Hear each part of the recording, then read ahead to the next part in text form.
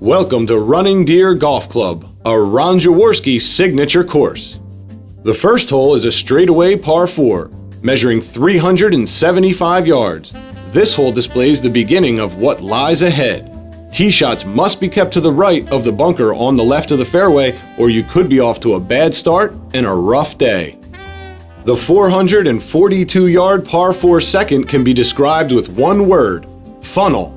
Off the tee, you'll see large banks on both sides of the fairway that will funnel your tee shot to the center of the fairway.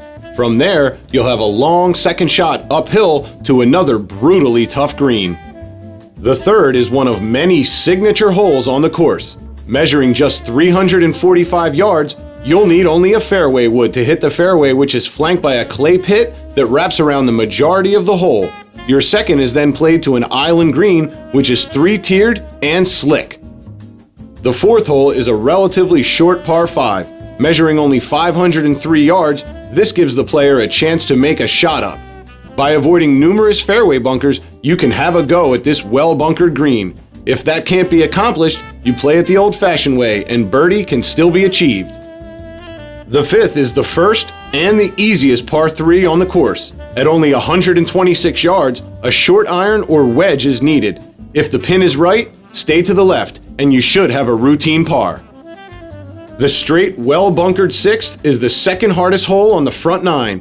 At just under 400 yards, bunkers guard both sides of the fairway, squeezing the fairway inward. From there, your second shot is very demanding to a bunker-lined, undulating green. The 161-yard par 3 seventh is another signature hole at Running Deer. The tee shot is played over a large sand quarry, so club selection is of the utmost importance. Once to the green, you'll be pleasantly surprised to find one of the flattest greens on the course.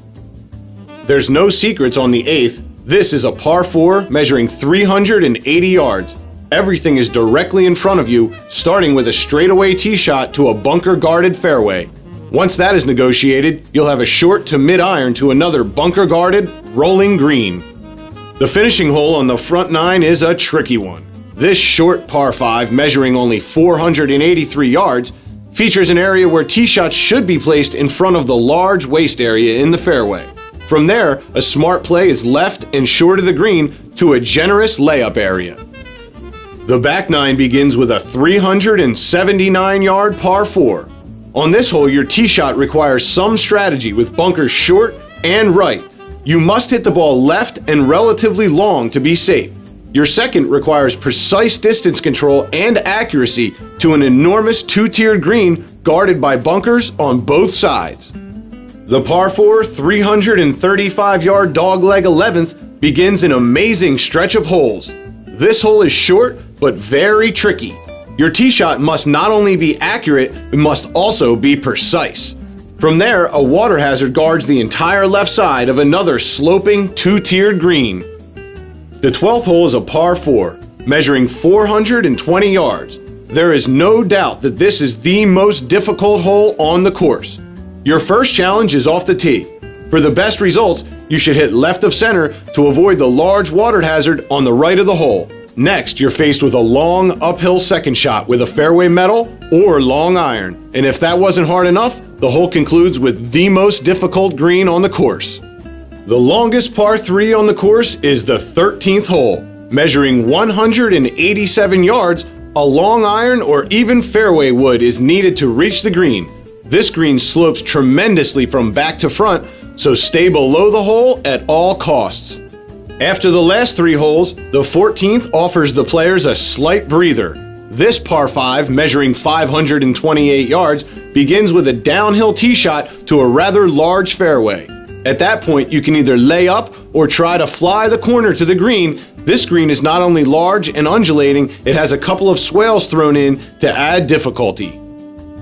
A fairway wood is all that is needed off the tee on the 324-yard par 4 15th.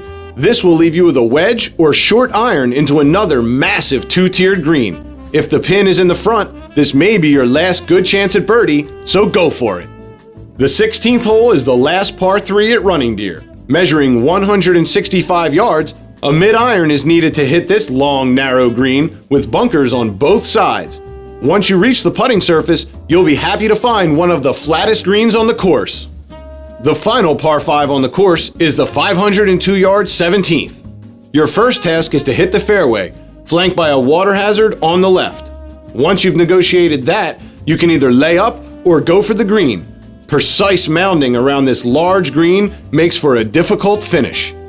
Running Deer finishes with the third hardest hole on the course. With 2 bunkers squeezing inward, the fairway isn't very accessible. Once you get to or around this dogleg, you'll have a long iron or fairway wood to another extremely large green that is guarded by dramatic mounding.